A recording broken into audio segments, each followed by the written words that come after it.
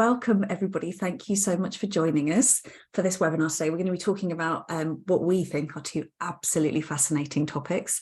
I'm Trish Driver. I'm the founder at A New Normal. We're an ED&I consultancy based in the UK, but we work globally with all sorts of wonderful clients, supporting them on their journeys around inclusion at work. So I'm going to be facilitating this discussion today. So feel free to whiz any questions you have over to me in the chat, and I will share them with our lovely panelists at appropriate moments as we go through the conversation this morning. We are recording this session for people who can't attend. I know for folks in the UK, some people might be experiencing the joy of homeschooling again today rather than being at work. So welcome if you're joining us after having done that on Thursday, the 2nd of March. So we're here this morning talking about psychological safety and inclusion at work. I think Julie and I in our work have noticed over the last couple of years increasingly that we're ending up having a lot of discussion around psychological safety, and I guess it's relationship with an inclusive working culture as well. So I am really thrilled to be joined today by two wonderful panelists, my lovely colleague Julie Martins, who's our Director of ED&I Consultancy at A New Normal, and our wonderful Ian Webster, who's one of our partners and an expert in psychological safety. So Ian and Julie will be attempting to answer the question that you can see on the screen here. When it comes to psychological safety and inclusion at work, can you ever have one without the other? Or as we've been referring to it in the prep for this, which is the chicken and which is the egg in this particular conversation. So when we chatted before the webinar, Julie and Ian came up with an absolutely inordinate number of metaphors to try and answer that question. So for all of our attendees, please feel free to run your own sweepstake to see how many metaphors we can throw at this conversation today. But before we get into all of that, I'd like to ask our panelists to introduce themselves. So Ian, as our guest star of the show today, would you like to go first? Yeah, thanks, Trish, and good morning to everybody.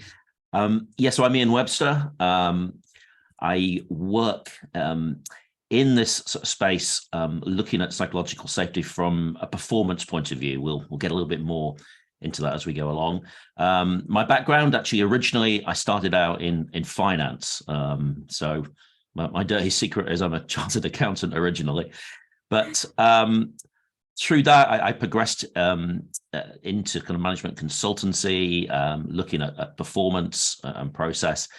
But I think through that time and over the last sort of 20 years, I've come to realize that what really made the difference when we were doing big change projects was the human, the people side of it, which is really where my interest in all of this kind of grew out of that. So I've had a little bit of a journey really from numbers to process to people. So it's great to be here. I think it's a fascinating question. As Trish said, we talked at 1,000 metaphors a minute when we were looking into this call. So I very much look forward to sharing some insights with you and riffing with Julie and yourself, Trish, on the topic. Lovely. Thank you so much, Ian. Thanks for being with us. And Julie, would you like to say hi and introduce yourself as well? Absolutely. Good morning, everyone. I'm Julie Martins, and I work alongside Trish here at A New Normal, doing all things D&I with our clients, and that could be anything. It depends where the client is on their diversity and inclusion journey. My background is all things people. In fact, in meeting Ian and having a chat yesterday, it's interesting to reflect, isn't it, and understand how you end up where you do. I did psychology as my degree. I've always been a people person and wanted to be a counsellor. So I rocked up straight out of university and said, I'm ready to go. And they said, go and get some life experience. And so most of my career in corporates sort of touching on all the different people functions, actually. So communications, marketing, HR, diversity and inclusion, recruitment, retention, etc., and getting knowledge from each of those different functions. And it was only really when I joined Trish in this fabulous company that I felt that it all came together. And so all of the things I've made reference to, we use in our work with diversity and inclusion to really embed into organisations. And as Trish said, fascinated more and more about psychological safety, because it does keep coming up in the work we do. We create safe spaces for our clients to share how they feel about diversity, inclusion and equity. And more psychological safety is coming up as a topic that people want to discuss. So it's wonderful to have this conversation this morning. Fabulous. Thank you, Julie. And obviously, you know, we've kind of thrown a few of these terms around already. I think maybe before we kind of get any further into the conversation, it would be really helpful for us to just define a little bit some of these kind of key terms that we're talking about. So Julie, I know we do full day workshops answering this question, so I'm going to ask you for the quick version now.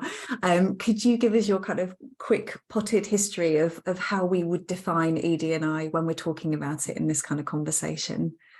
Absolutely.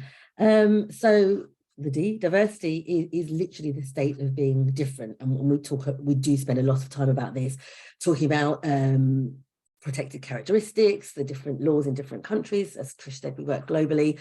And it's so much more than just the protected characteristic, those by law. It's a kind of iceberg of visible and non-visible differences. But yet, diversity alone doesn't really create the kind of environments that you would like. So we do make sure we share with people that when it comes to diversity, representation is really important. So representation and seeing people that you identify with is really, really important. But actually, it's the inclusion piece, and why often you hear diversity and inclusion almost as one word is because inclusion is really key to diversity, to make sure people feel they can bring themselves and their difference to the environment, to the workplace in this example. And being active about being inclusion is really, really important. It's interesting, I was reflecting ready for this session in that I rarely say ED&I, because for me personally, the E is a massive part of inclusion. So E isn't for equality, but yet for equity.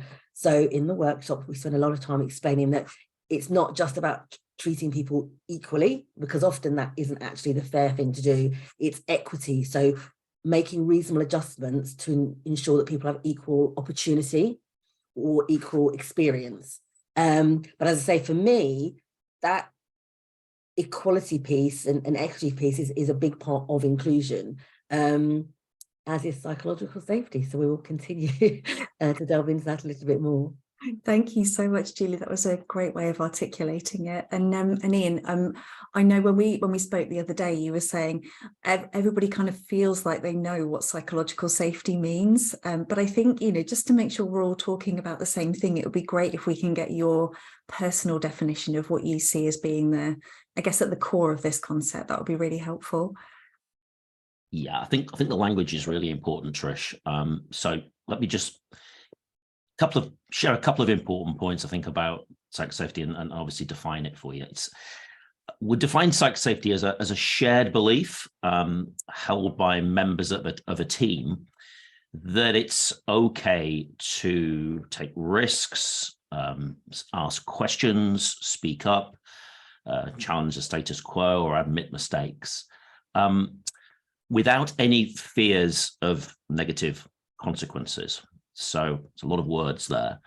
But the ones I want to really kind of emphasize with this is, first of all, it's belief-based. So it's how we think. And it's also a group thing. It's kind of like a group level phenomenon, something which is almost emergent, really. Quite challenging sometimes to build up, very easy to knock down. And the other thing, perhaps a nice way of putting it, and this is a phrase Amy Edmondson uses, is it's almost like felt permission for candor. So it's people having that sense of being able to speak up and being comfortable in doing that. It's so interesting what you were saying there, Ian. I think you know, the belief part for me feels really important, because I think quite often some of the conversations that Julie and I will see in the workplace is leaders will say things like, well, of course it's fine for people to challenge me. And, you know, we end up having quite protracted conversations about, okay, so how do they know that? I think that individual belief is really important. And I loved what you were saying as well about that kind of, that this is a shared thing. It's not just an individual thing in the workplace. And I think we do tend to think about it quite individualistically, don't we?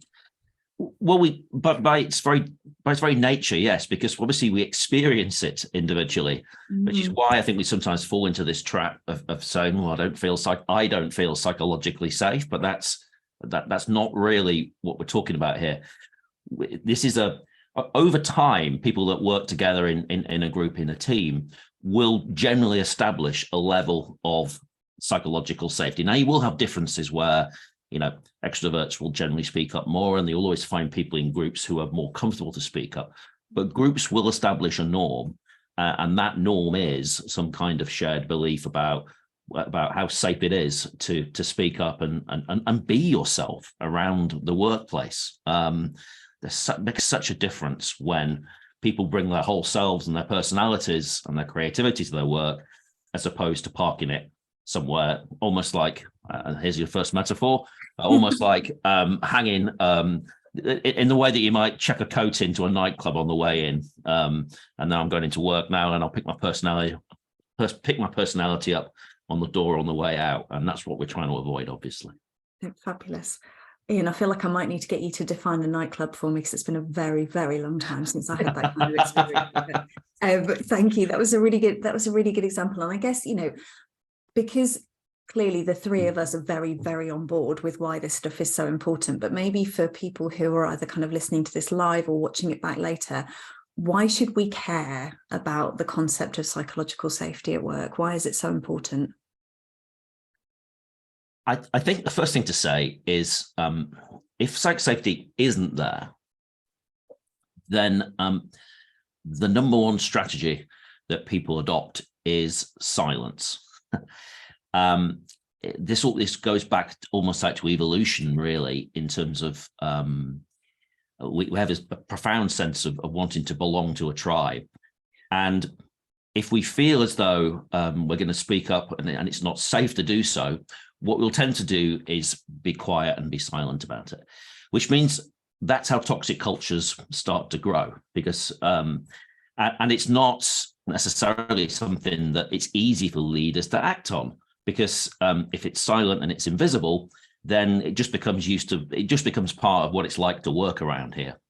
So the reason why it's important, first of all, I think, is in order to get past that, you need some form of measurement, some form of kind of actionable data to help highlight what's there, because psych safety is a huge enabler to improve performance. That's really where our work comes in. We measure psych safety, but at the same time as we measure psych safety, we take an organization's demographical data, its KPIs. We do some clever stuff where we correlate those sets of data and come out to the business and give them an action plan. So what we're essentially looking to do for businesses is make that link between what's going on in terms of team dynamics and in terms of the softer cultural side and the actual performance, which is, I think, something which is fairly new, but it's critical work. So why is it important? Well, it's important, A, because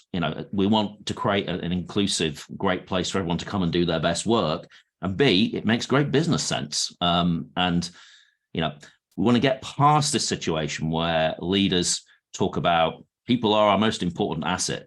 What the work that we do and the work that I do seeks to actually make that a reality, and for them to actually see people as assets that actually can help to drive the bottom line.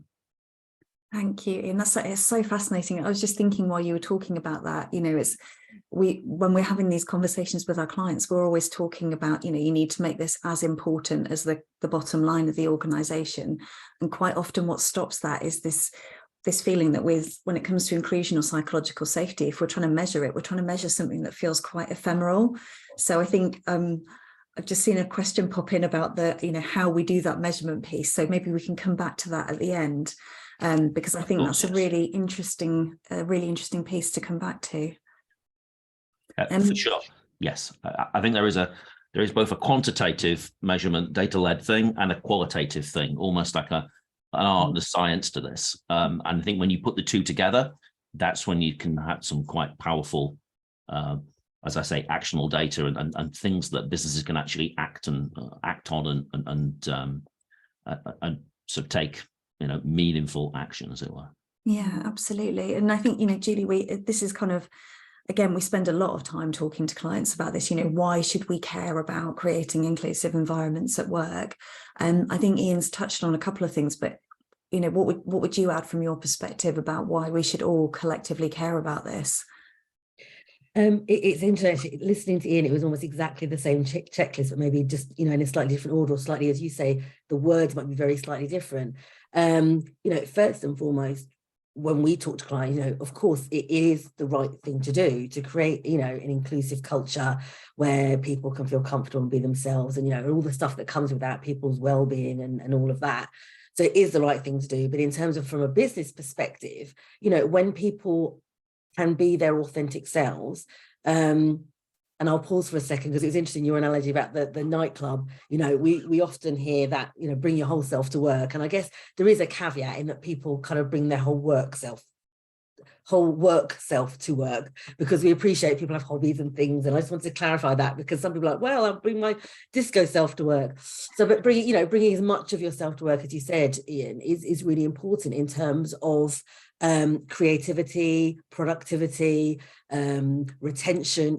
We at the study after study that says the more inclusive work cultures, the more productive and essentially successful compared to the less inclusive cultures.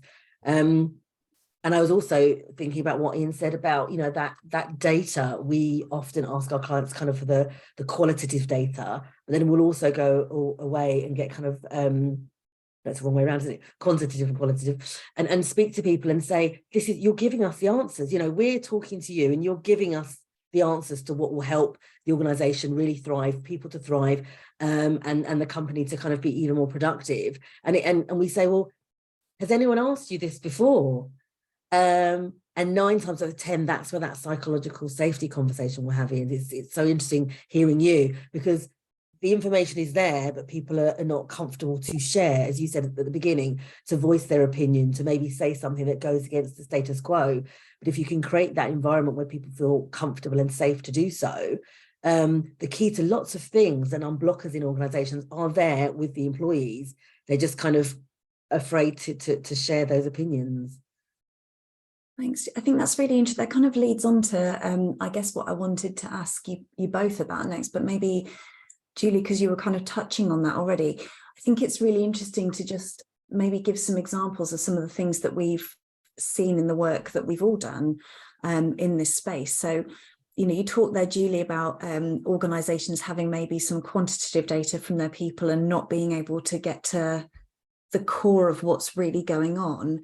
Can you share a little bit more about some of that context? I think that might be really helpful for people. I think, as we know, when you often see there is the data, but again, and I'm pausing because I've got limited time, and I'm like, but when you have the data, it's who collated the data, who answered, what does the demographic look like, who's interpreting the data, and then all the biases and unconscious biases come into that. But the data alone is incredibly useful, and it sounds like Ian has a brilliant way of kind of working with that. But what we find is, if you then look at some of the responses in the data and then kind of ask people verbatim, what does that mean to you? How did that make you feel? What might be a better way of doing things? That's what I was kind of touching on in terms of the answers that are kind of there. They're not necessarily always given a forum to kind of be spoken about. What we've seen a lot of is, of course, that the majority voice is the loudest and drowns out often the minorities. So I think a case in point was we recently with a client, it was, 90% of people said that work was a fabulous place to work and would recommend it to friends. And it was only a small 10% that didn't. But when you looked into the data, that 10% were minority groups. And then when we spoke to those groups, we found some really useful information. But if you just looked, up front at the information, it looked like everything was absolutely fine. We see that a lot of this thing where, I guess I say cycle, in that people are worried that they have something to say, but don't want to affect the status quo, don't want to sort of feed back to management or to a leadership team because they feel like they need to behave in a certain way to progress, to be rewarded. And they feel that if they say something that's not, goes against the grain, then that will affect what might happen with their career, etc., etc. And they don't want to be seen as negative or causing issues. And then on the flip side, I think, again, as Ian adhered to, the leadership team are kind of there saying, we're here, we'll do what we're here to help, and we will do that stuff. But there's often something lost in translation between, what people think they can do and say versus what really is okay. And Julie, you touched on a couple of things there, but what would you say are sort of the main blockers in terms of people feeling like they can kind of, I suppose, in the space that we work in, the kind of things that we're talking about is people feeling comfortable to share things that maybe don't feel quite right, things that are uncomfortable, stuff that they've overheard or seen in the office, and they just don't feel comfortable kind of, I think you said, rocking the boat. And I think that's a really interesting thing. So what kind of things are stopping people from being able to flag that? I think largely it comes back to this piece we talk about in the work about inclusion needing to be really active. Mm-hmm. So people aren't seeing signs that it is okay to do these things, or, we often talk to clients about, well, creating an opportunity for people to voice their opinions or call things out that isn't, for example, straight up to their immediate manager. So, I just made the reference about, well, someone has something to say, but they are scared it might affect a promotion, for example. Well, it's okay, making sure you have channels where people can share and communicate, can ask for maybe some reasonable adjustments or suggest a fabulous new strategy or a new idea and be really creative and productive, but doing that through a channel that isn't necessarily the person who kind of they feel affects their their day-to-day progression and that sort of thing. I think Ian said this right at the very, very beginning. It's the more conversations can be had that are really two-way and creating opportunities to do that are truly two-way and with active listening and being really clear about those conversations, I guess being almost ring-fenced. And not necessarily affecting some other parts of your, say, performance, progression, etc. That's I think those are areas that organisations can look at a little bit more. And as we said, the bit about often we see there's some really great things in place, but somehow that communication isn't getting to the people that need it and isn't landing in the right way. And so often there is an infrastructure there to support people and to support and create more psychological safety, but it's kind of lost in translation somewhere. And Ian, how's that resonating with you in terms of, I suppose you see this from a slightly different perspective, don't you, in the work that you do? So what's the, how does that resonate with you and your experiences of what you see? My experiences are quite different because we're coming in to a business with a performance improvement kind of perspective on it. So to answer your earlier or the earlier question you mentioned, essentially what we do, so I don't want to make this sound too grand or too convoluted.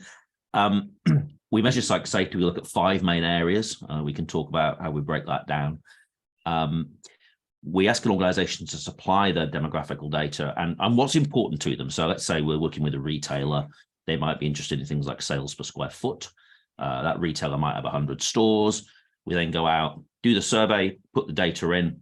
And what we looked for then are correlations between how individual stores, and in a retailer's case, it's a store, but in another business, it might be a division or a team or whatever it might be. But those individual units and how we see correlations between the different elements of psych safety and their performance. And what we'll generally nearly always see are patterns emerging. We ask 25 questions, we can have 5 KPIs, 125 different possible correlations, and data comes away from that, showing us essentially where poor psych safety may be contributing to poor performance, and obviously the reverse as well.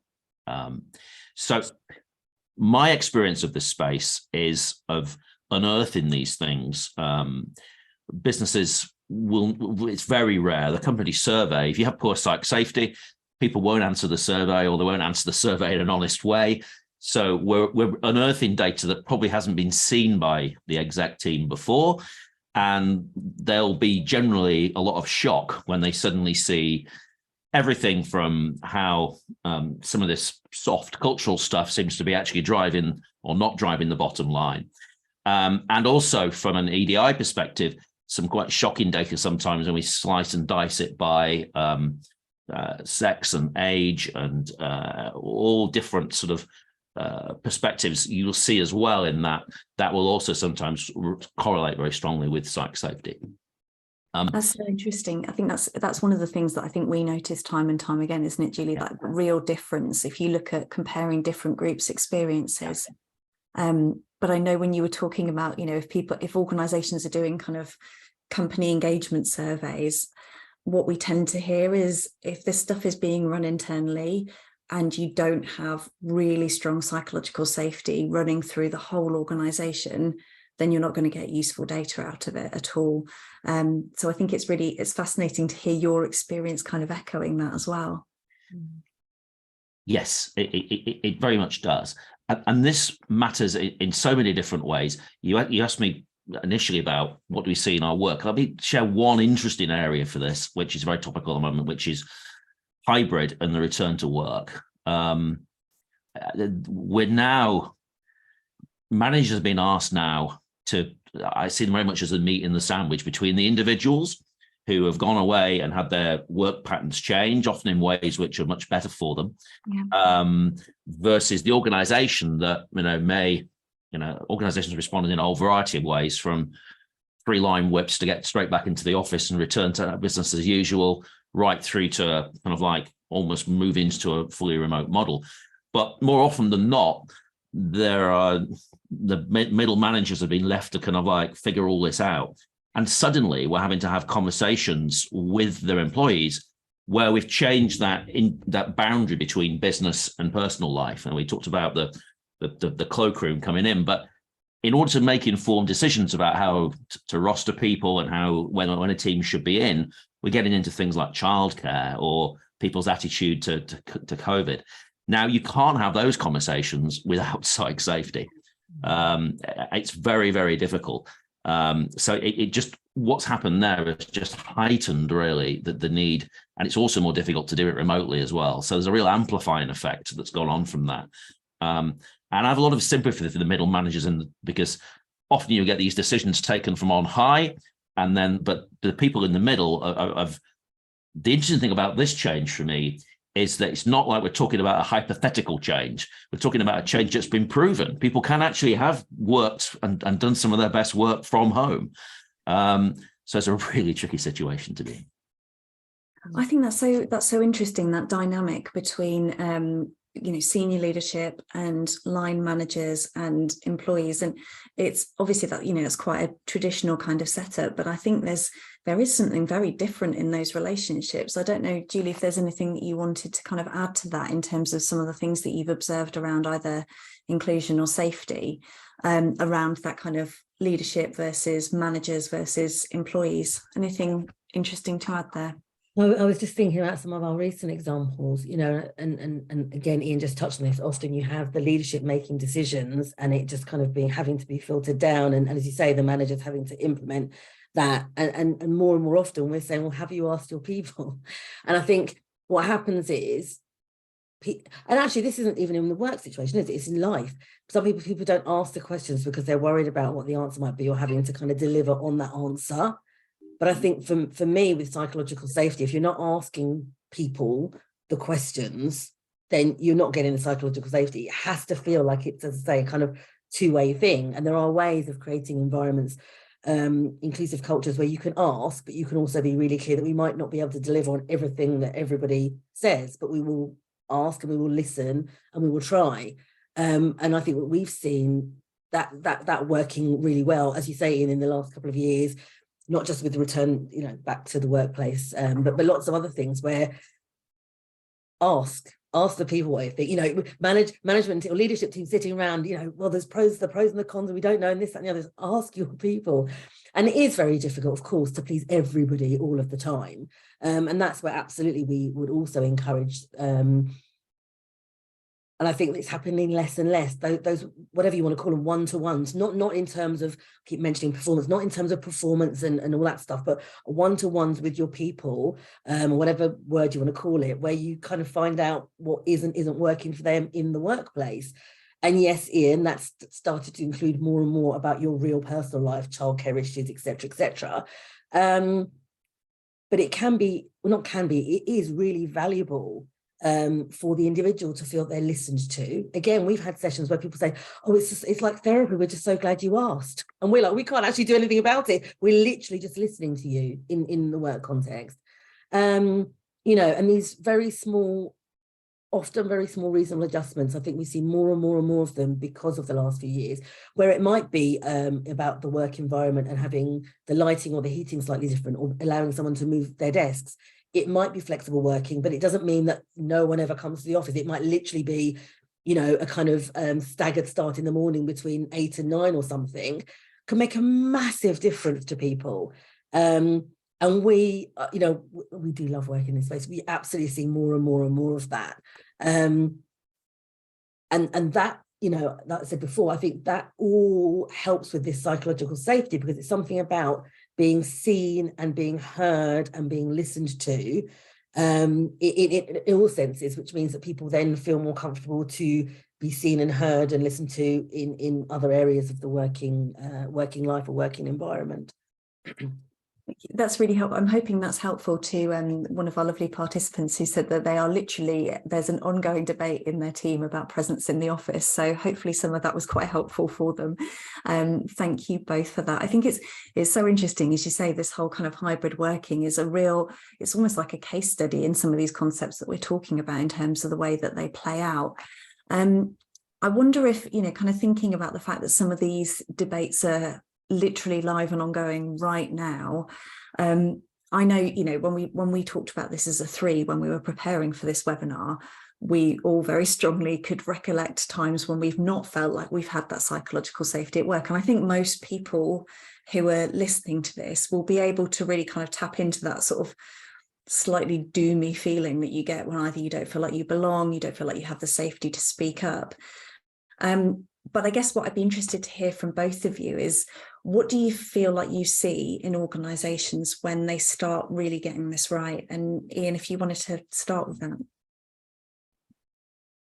I think one of the early green shoots that you see when organisations start to get this right is actually a great response when things go wrong.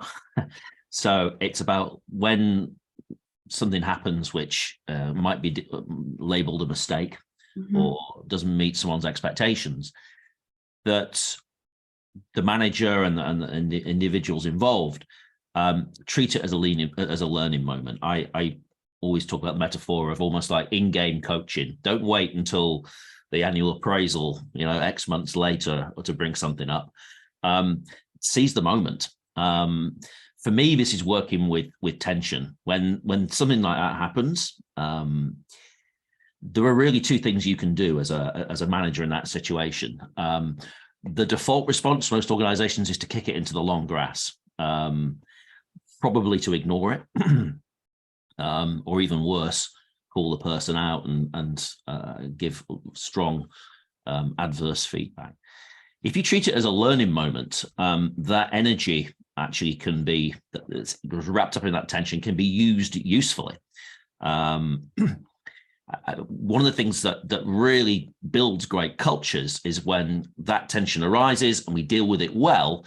What you're doing every time you do that, every time you lean in and you work in that space, is you're building trust with the individual and with the group and with the team. It becomes, you're actively demonstrating that it's actually okay to make a mistake, as long as we're obviously going to learn from it in the medium and the longer term. So that whole thing around mistakes and how we manage tension is really important. I think the other thing I like to see with organizations that are doing this is what I call completing feedback loops. So classically, what you often see with people making initiatives in this space, particularly the kind of sort of well-washing nonsense that you'll sometimes see organizations do where they haven't got any serious intention of actually making change, is people will ask people for feedback or invite participation. What really works is, first of all, going before that, if you frame and design things, and it could be a meeting, it could be a town hall, whatever it might be, or it could just be a one-to-one, or how you're working with somebody. Invite participation, respond positively, productively to that, and then make sure at the end of it there is some kind of change, some kind of action actually happens. And every time you go around that loop and people see that, then we actually are starting to do something positively about it. It's almost like responding to a complex situation: probe, sense, respond, and just keep going like that. Now, that's not founded on a grand plan or some sort of idea of a big change initiatives. These are small things happening moment to moment with teams. And this is the level that we work at, which is the team, the subculture. Because that's where I passionately believe where change actually mostly can happen. Individuals can obviously grow and develop, but the individual's always working within the overall company system. It's very hard for an individual, particularly in large organizations, to change things. And equally, top-down change top-down change initiatives have been largely proven to be ineffective. But when you work at that subculture level, that's where you think you see things starting to really grow and develop. Yeah, fabulous. Thank you, Ian. Julie, I feel like you've probably got a lot to chip in on that, because for me, that was really resonating very strongly with some of the stuff that we do as well. Yeah, absolutely. It's fascinating to listen, isn't it? Absolutely. And that, as you say, that kind of cycle of feedback, and we see, sadly, more often than not, actually, it's a kind of spiral downwards if you get it wrong, as opposed to a positive spiral upwards. It's really, as you said right at the beginning, it's really psychological safety and inclusive culture is really quickly eroded. Yeah. And actually, as we've been talking, it's, we say this in our workshops, and as we've been talking today, communication is so the key to this, isn't it? And, and clear, honest, transparent communication, and allowing that. We have clients that, talk about a bit of a kind of a culture of people trying to get kind of gotcha culture, trying to kind of catch you out, and people being afraid to say anything because they're waiting for someone to kind of pounce on that opportunity. When kind of this works really well, and there is good psychological safety, and it's a really inclusive culture, you just see the level of comfort gets better. A quote that, not from one of our clients, but something I read that really resonated with me, was someone talking about, I'm too busy fitting in to stand out. And I think that really resonates. If people just don't feel comfortable and they feel they have to be a certain way, that energy, as you talked about, Ian, that energy going into just kind of pretending to do it the way you think you're supposed to do that, you see people kind of being able to focus more on the job than that fitting in as an individual. We've talked, I talked earlier about then productivity goes up, you see innovation increase and retention increase, and that kind of spiral upwards as opposed to the spiral downwards. And I was going to say it's an aside, it's not really a aside, with people's, health and well-being and absence from work and all of those things, it's absolutely positive to that as well, having real inclusion and real psychological safety and people, being well. Perfect. Thank you. I was going to ask you next how you think individuals can make a difference, but we've had a really interesting question come in from one of our audience members that I would love to get your steer on. So this person said, it would be really interesting to understand how you feel a business could change a very deep set culture of fear. This comes up in company surveys every year, and it feels like we've never been able to help people feel safe. So a big question there. And I think, not something that is alien for any of our panelists here. What were your first thoughts? I don't mind who wants to jump in first on this. I think it's not a quick answer, I'm really honest. We always often start with answer. There's no silver bullet. So I think if I start by saying that it absolutely can be done, and we've seen that, and actually change can be quicker than you think it might. But I think it has to be kind of a multi-pronged approach and simultaneously. And some really good, clear communications around, what behaviours are acceptable, what behaviours are unacceptable. some kind of accountability, therefore, for those kind of behaviours. And I'm doing it there because often that's at leadership and management level. And then, you know, also what I've said repeatedly, that thing about giving people an opportunity to speak and to share, whether it be, you know, probably not internally actually to start with, probably with like the work we do, going and creating safe spaces to truly get to the bottom of what is going on. And then many things, you know, in between actually. But I think that, you know, being really transparent about stuff is really key to inclusivity, to psychological safety. And I guess this person's question about kind of that fear culture, we have to be kind of much more honest and transparent to the majority. You know, all these kind of conversations and decisions happening somewhere by someone, we don't know how and where and how that affects us, can only kind of create a culture of fear and kind of trepidation, I guess. But I'm sure Ian has more specific answer for this lovely question. I think this starts with leaders and managers. So if we're going to turn something around and we've got a fear-laden kind of toxic culture, that you can't ask people to people will feel a sense of helplessness about that probably. So it starts with the leaders and the managers role modeling and demonstrating the types of behaviors that they want to see, which obviously will be more positive and more supportive. I think there's an element almost here of match, pace, lead. So it starts by acknowledging where you're at, and actually leaders being able to hold space and facilitate conversations that acknowledge that things are not as they should be. Because it's very hard to make change if the elephant is hiding in the room and it's not acknowledged. I think, and that's what I mean by match in that sense, which is bring it to the surface. And in my world, we do that by using by measuring and bringing. Obviously, psych safety will be an important element, not the whole part, but an important element of that. Pace then means actually get out there and demonstrate the behaviors. So acknowledge people, praise, recognize people. The old sort of management style of walking the shop floor, as it were, and getting out in amongst people. We talked earlier about kind of like almost like in-game coaching. So again, when mistakes happen, seizing that moment and using it positively. And then ask people to make small steps to follow you. You can't ask people to jump off a cliff, even in a situation where you've done some of those early things which have made the sort of early stages of making this type of change. But again, small steps.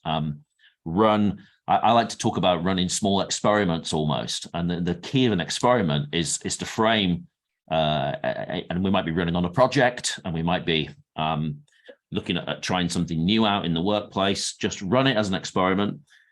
Give everyone permission to try their best to do their stuff, and then come back and just see what we can learn from it. And it's just this culture essentially of closing feedback loops off and helping people to see, essentially in the longer term, studies show it's really, really important that people see how their impact and how their work fits into the overall bigger picture.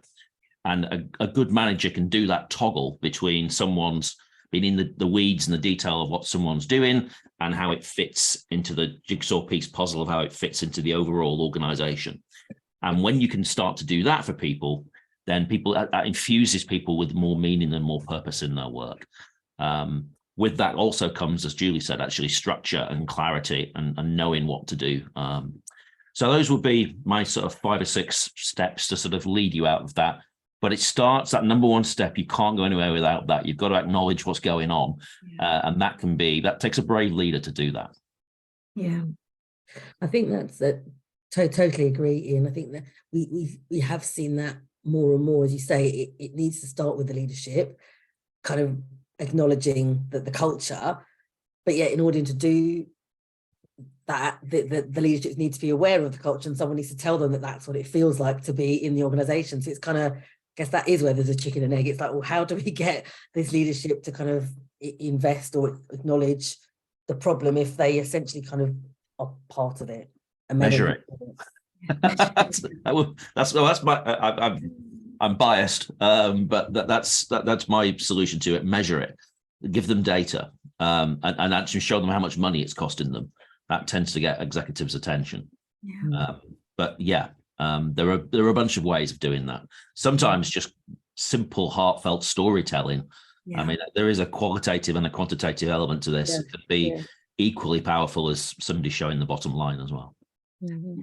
And I do agree. I say that's the work we do, is getting that people to say what it feels like. But I suppose I'm thinking of examples of clients where often it's the leader or the leadership that needs to sign off the piece of work to do the survey or get the data or have those conversations. And so for the person who's asked the question, it could feel really quite frustrating, and that you want to do this stuff, but yeah, it's often that I can't think of the right analogy.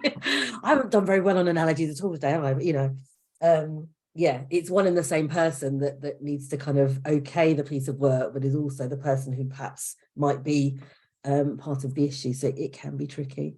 Yeah, I think there's some really interesting things in there though, about playing back some of those stories and kind of offering some of that data. And I think if I think about, just some of the concepts, I think maybe even kind of going back to the last webinar that we had, where we talked about kind of these concepts around privilege and bias, and it just really struck me while you were both talking there. It can be, through no fault of people's, it can be really hard to see things from other people's perspectives. And I think, by the nature of being a part of a leadership team within an organization, you have a level of safety that doesn't come with being the kind of newest one into the building or the most junior person in the organization. And I think it can be really hard to kind of make that mental leap. So I think I loved what you said, Ian, about authentic human storytelling, just to play some of that back, because even the process of kind of people hearing that, if they're in a leadership position, and being able to kind of question themselves of how that differs from their own experience, I think is really powerful as well.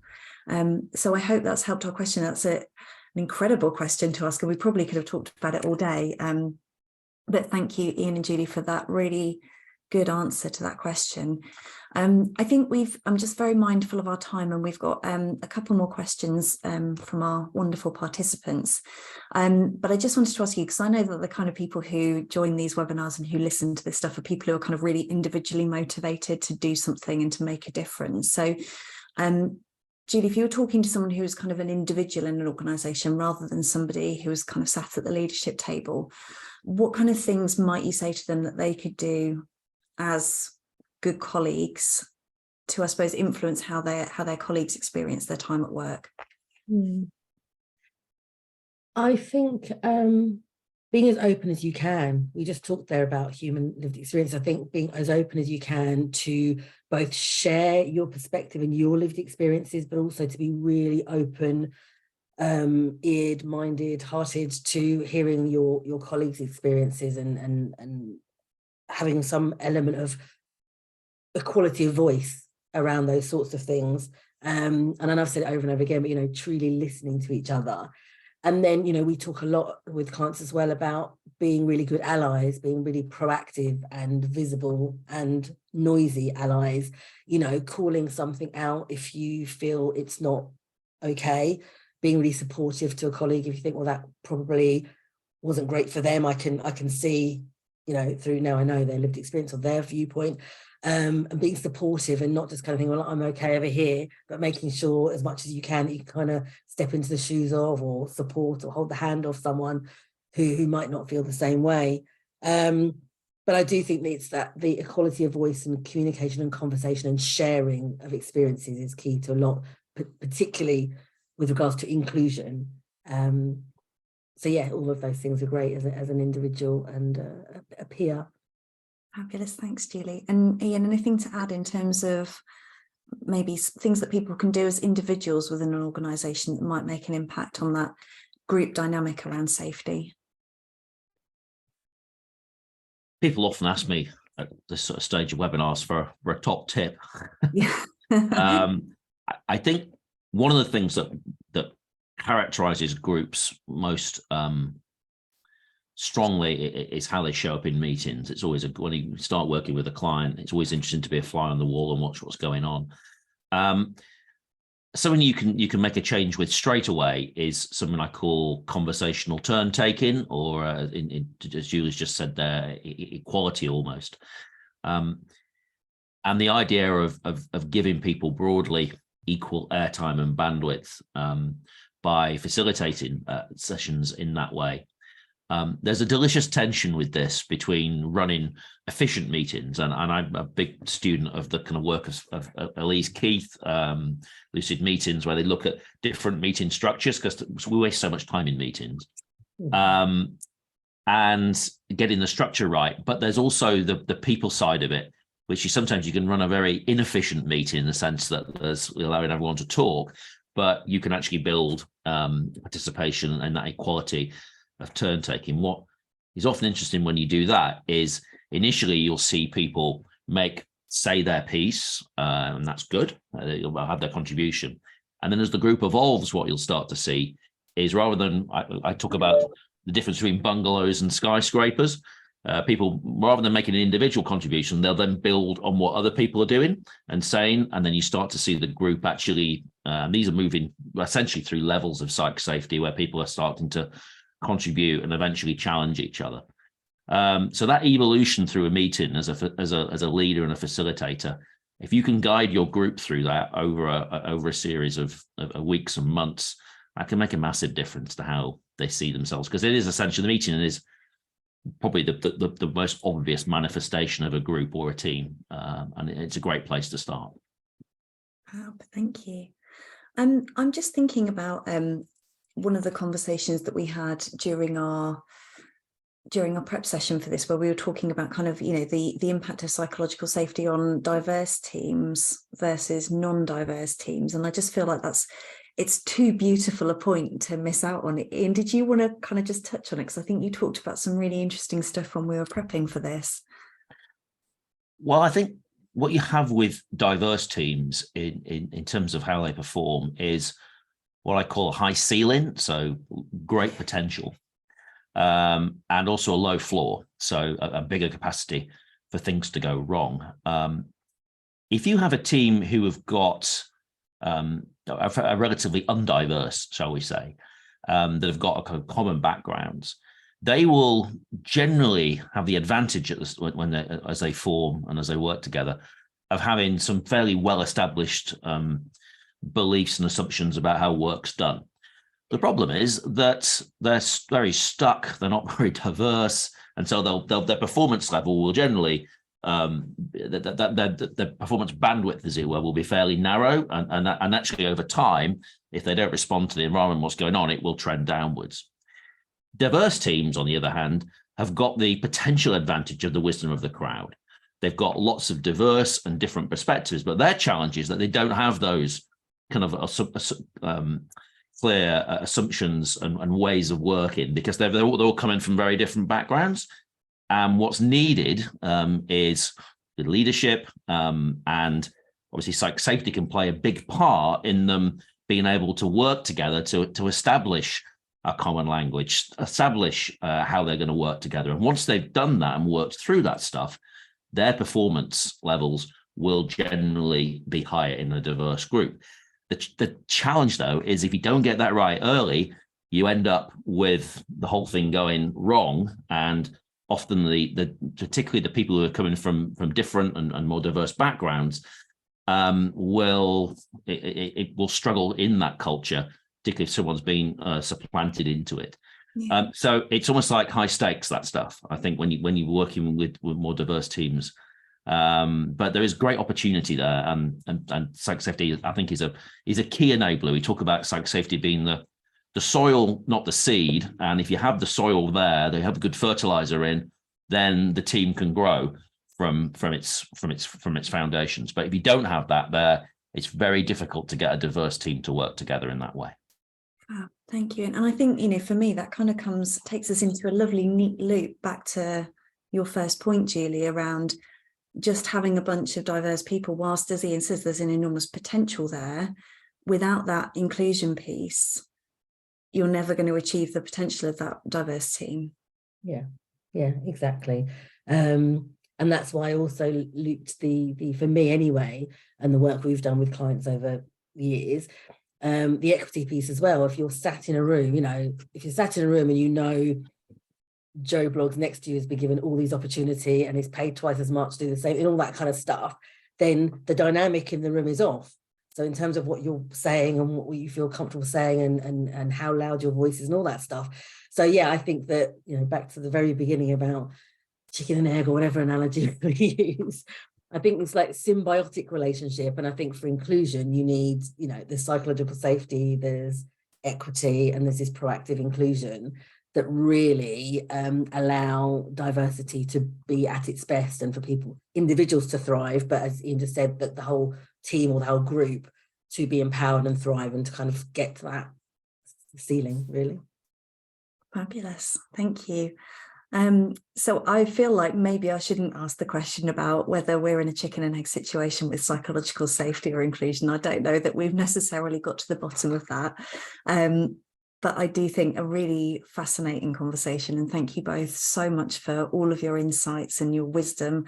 I've certainly scribbled down a lot of notes as we've gone through some really useful things to think about, and hope it's been helpful for our attendees as well. Thank you so much for your wonderful questions. They were really insightful, I think really moved the conversation on as well. So thank you for that. Just because it would be remiss of me not to do this while we have an audience of people, I wanted to give, before I say a final thank you to our lovely panelists, a quick plug to a piece of research that we are running at A New Normal now. And I think it kind of really ties in with a lot of the discussion that we've had today.